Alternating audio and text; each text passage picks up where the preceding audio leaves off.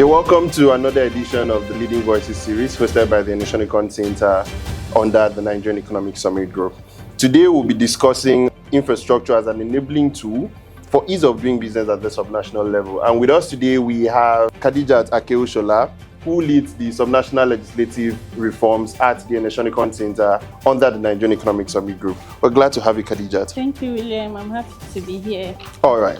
You lead the subnational legislative reforms at the center. Now, in your experience, how would you say infrastructural constraints has impacted the business environment at the subnational level? Thank you. I'm happy to be here. And I think this is a very critical topic at this point of national development. I would say that infrastructure has been one of the top problems for businesses to thrive in Nigeria.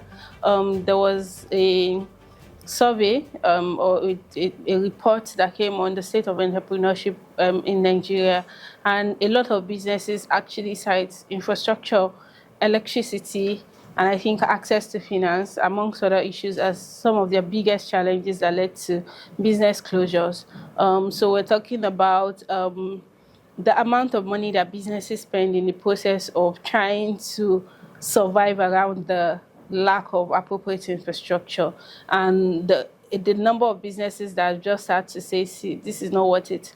The return on investment is not worth it, and you can imagine the loss of jobs that are attributed to something like that. So when we talk about power supply, when we talk about good road networks, when we talk about logistics facilities, these are some of the infrastructural gaps that have greatly affected businesses, and as a result, I can just say that they go to the roots of the business sometimes to even lead to business closures, because by the time you spend those huge amount of money, and at the end of the day, you just be like, this is not worth it.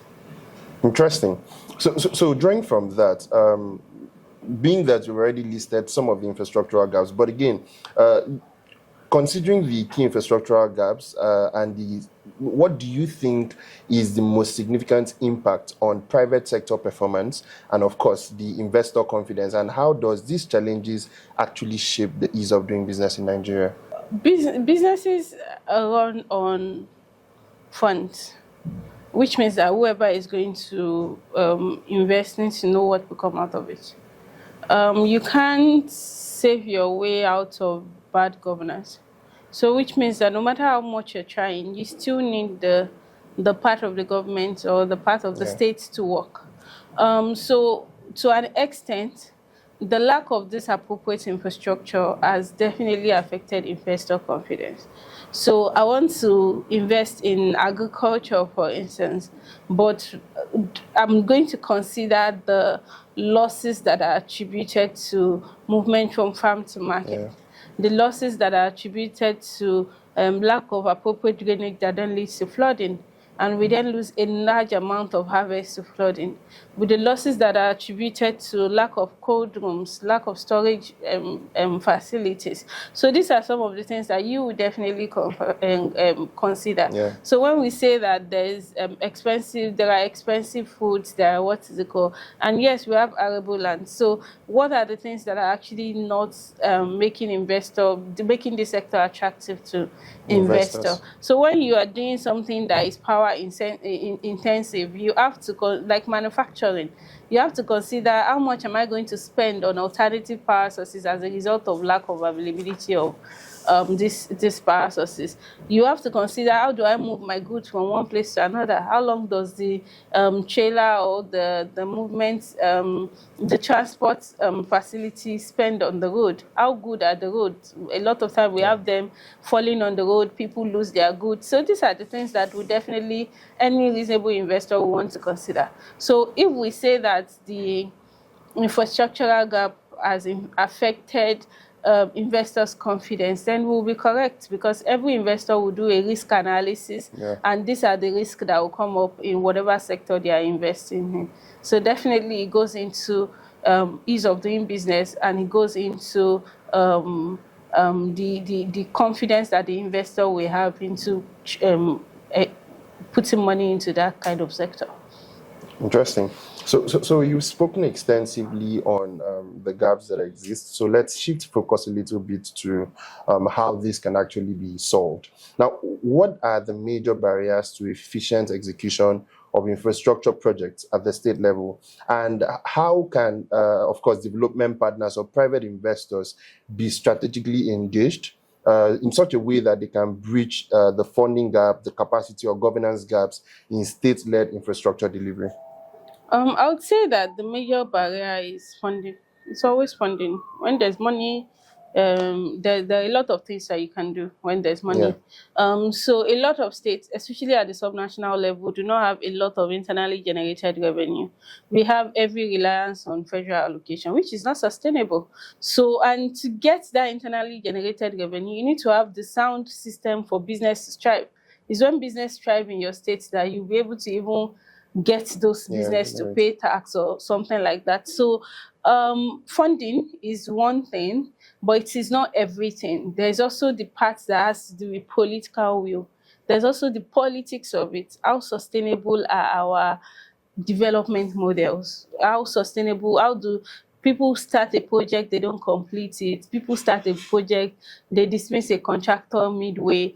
How transparent are our Yeah, it's a procurement process. policies? How willing is a new government to continue the affairs or Projects of the the project previous. of the previous government? Or do we just have people that are interested in, oh, let this be my own mandate, let this be my own agenda, instead of like Signature riding on? So projects. these are some of the barriers to it. So yes, there's not enough revenue to be able to do this, but most importantly, there's also the gap in leveraging on the private sector technical and financial capacity. So even if you don't have enough money to fund some of this, we have PPP models that can be adopted in order to finance some of these things. And a lot of times they prove to be more sustainable and they prove to be more impactful. So I mean, these are some of the things that have led to huge gap in our infrastructural deficit.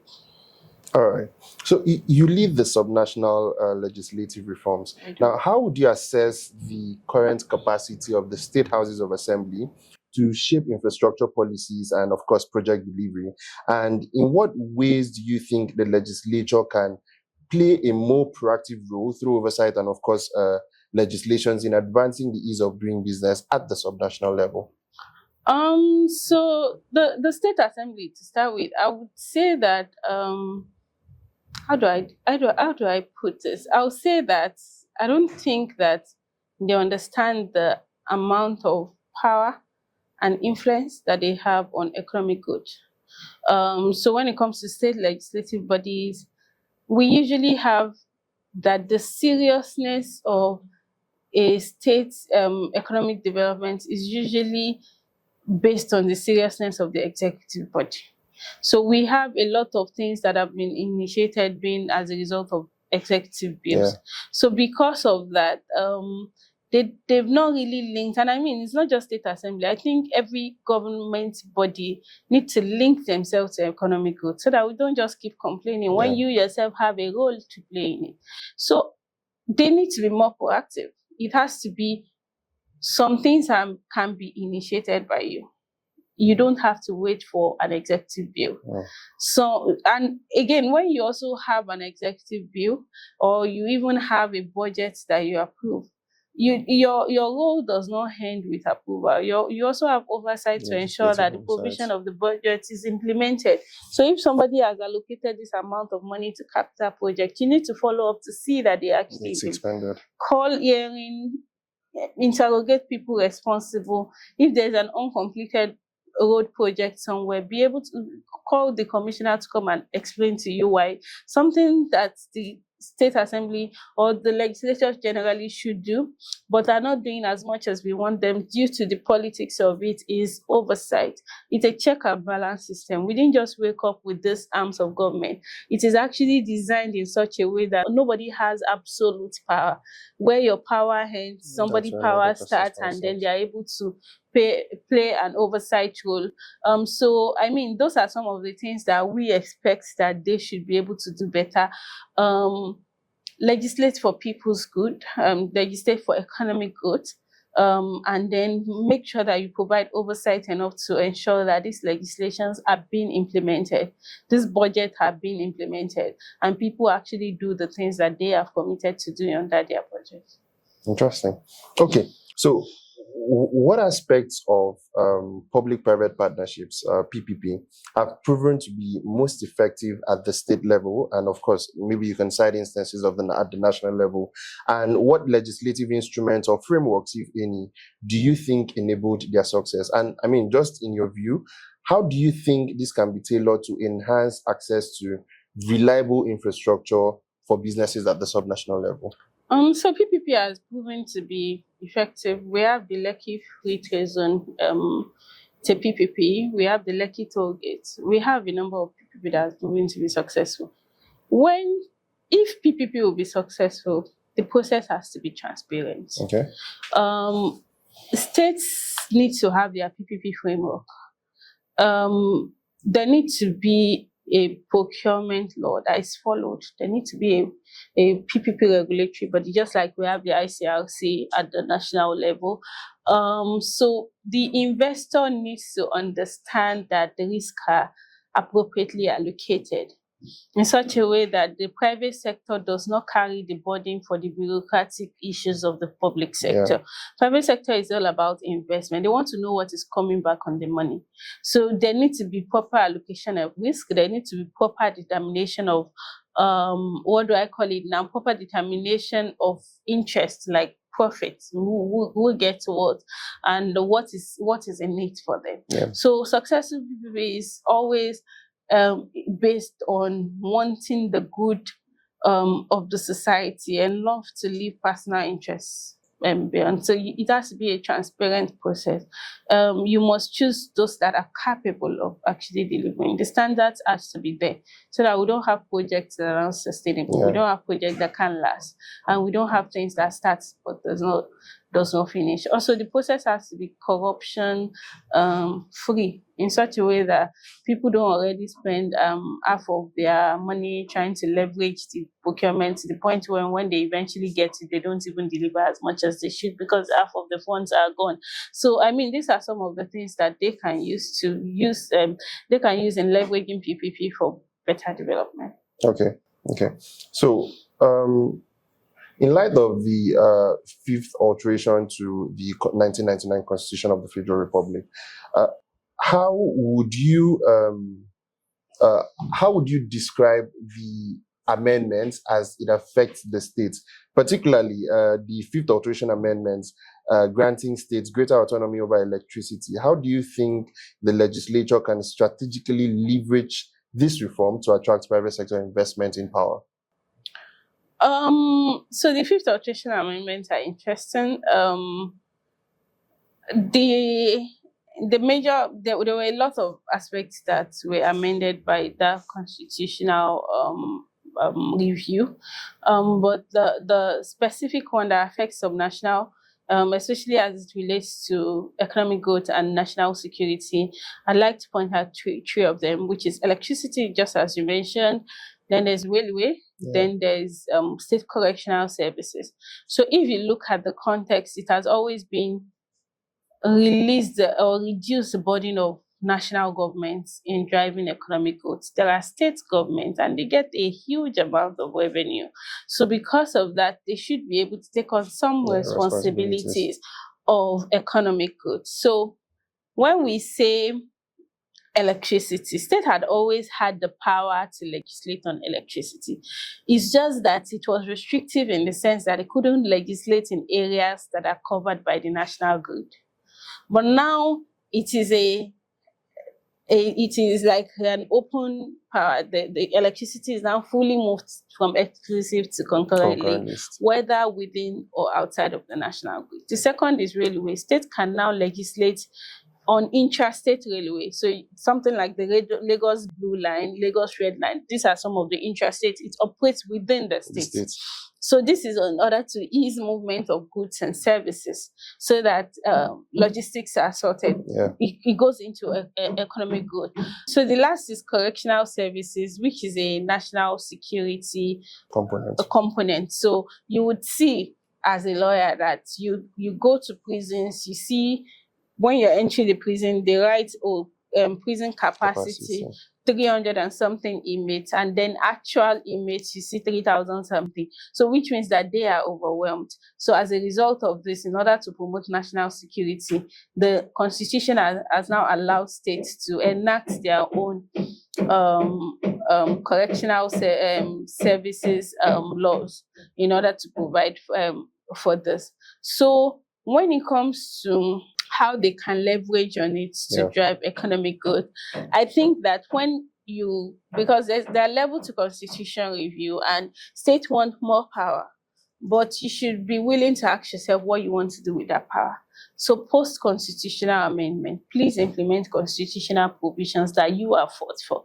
So if the constitution has now provided you with power to legislate on electricity, actually implement. How many states have implemented how many states has actually set up their electricity regulatory commission? How many states has actually set up or legislate on their electricity laws? How many states have engaged with generating companies and investing in their states? So, and these are some of the things that they should do following that. Same with railway. We have Lagos, but how many states do we have again? So a lot of times it's important that you must be willing to carry on this, and these are some of the things that we have noted as the challenges that the state assembly can step up on, because they are critically involved in constitutional amendment. So when you're done fighting for that constitutional amendment and it is now in the constitution, be willing to also continue the work and then get it implemented. But you can't entirely blame the legislative body, because there's also the issue of one of the constitutional amendment that is also key has always been the financial autonomy of the state legislative bodies, and it is still yet to be properly implemented. A lot of them still don't have the financial autonomy, so they cannot completely act as independent bodies that they should be. So these are some of the issues that would definitely need to be sorted. All right. So just as our final and closing question, we've addressed a couple of gaps and issues that surrounds the infrastructural deficits of the states, particularly as it concerns power and how it affects businesses. What will you consider and suggest as the 3 priority actions for state governments that seek rapid improvement to their infrastructural and, of course, access to electricity issues in order to actually boost MSME investment and growth, as well as boost investor confidence within the subnationals? Get your PPP framework. Because you can't do it alone. So I would say that if MSMEs come and say these are their challenges, listen to them and then take deliberate effort to fix them in such a way that if a survey is being done on an annual basis, asking businesses what are the major reasons for your closure, and they've continuously raised that we don't have access to finance, we don't have power. Power has been on everybody's lips in Nigeria. The average 1 to 2 year old child know how to shout off NEPA because you're not used to getting powers, which is actually a sad case. So, and now there's been efforts to make sure that there's improvement in this area. Get it done. So set up your electricity legislation, get financing from it, whether from multilateral organizations or even the private sector within the country. And then get the process to be as transparent enough so that people actually have and businesses actually have hope in government. So when you get a lot of those things done, you listen to their issue and then you take deliberate steps. Some things with Nigeria is not the unavailability of policies, it's the lack of implementation of policies. You will find that we have a lot of laws, we have a lot of regulations, we have a lot of guidelines. So people say, oh, you need to design this policy in order to ensure this. No, if there is none, design. But if there is, implement. Because sometimes you'll be amazed at the number of policies that exist. So governments must be interested. Government must be interested in businesses. And one thing with businesses is that when the businesses grow, the economy grows. That's the point. Sure. So when you think that you are helping businesses do business better, they do business better, they're able to pay more taxes, and then you are able to reinvest their money. And then people don't want a situation where government take the whole of it. Just provide an enabling business environment, and then you will see that there's reduced burden on it. But the point is that it doesn't help us as citizens, nor does it help the government to ignore the gaps that are affecting the business environment. Power is expensive, or even unavailable in most instances. Businesses now spend a huge amount of money in getting alternative power sources, and this affects their operational costs. Logistics are poor. Road is bad. These are some of the things that a state can take one step at a time.